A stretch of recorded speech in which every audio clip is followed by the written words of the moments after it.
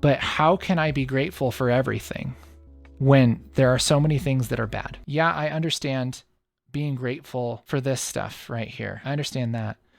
But how in the world could I ever be grateful for this? What is the purpose of me losing a job, losing a loved one? How could I possibly be thankful for that? That sucks. This happens with a lot of people, and it happens in my life too.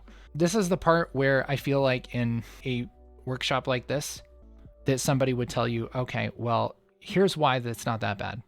Here's what you do when there's bad stuff. Here's the bright side, right? Here's how you be grateful. And honestly, I don't have that. There are a couple thoughts that I have on this, because I don't know about you guys, but I feel like not me specifically, but people around me certainly have been really hammered by some bad stuff. When really bad stuff happens, here's my thoughts. The first one, and probably the one that gets preached at people the most, look for lessons in things. Talk a lot about learning from things that are bad and using it to build strength for the future, right? Learning how to do things better next time. If you lose a loved one, it's something like, be thankful for the time that you have. And that's a good reminder. That's a good perspective. It is. That's important to think about. Look for those lessons, right? The other thing is it builds strength. Remember, strength is being built. That's important because think about this. Just like Crystal was saying, that was my life for a decade, but I really do believe I'm a better person for having gone through it.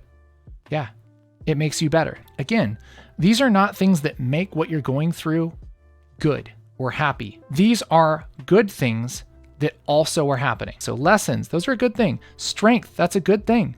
Those are good. It goes back to this thought of when you're going through something bad, it's really easy to live here, to ignore the good. And we feel like if we even acknowledge anything good, then we're ignoring the bad. But the truth is that it's healthy to acknowledge both the good things and the bad things.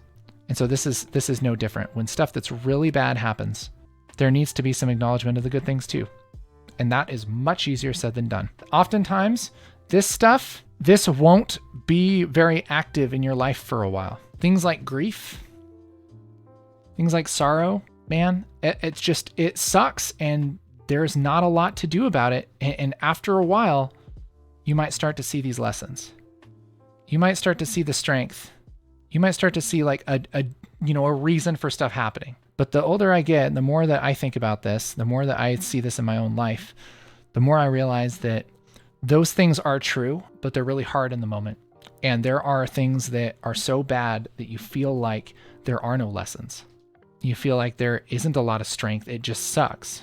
There's been some bad stuff in my life, stuff that's happened years and years ago that I don't see a benefit from. It's been years. I don't see a reason for it happening. I don't see any good coming from it. I don't see any obvious bright side or anything. It just sucks. And that's reality. And so in those situations, this is what I think we can be thankful for. When really bad stuff happens, we can be thankful for those who will mourn with us. And if you feel like there is nobody around you who will mourn with you, we will mourn with you at HeartSupport. That is a good thing, no matter how bad things can get, as you can go through this with other people if you don't isolate, if you open up and you're honest. And that's what HeartSupport's built on. Opening up, being honest when things aren't great, and celebrating the things that are.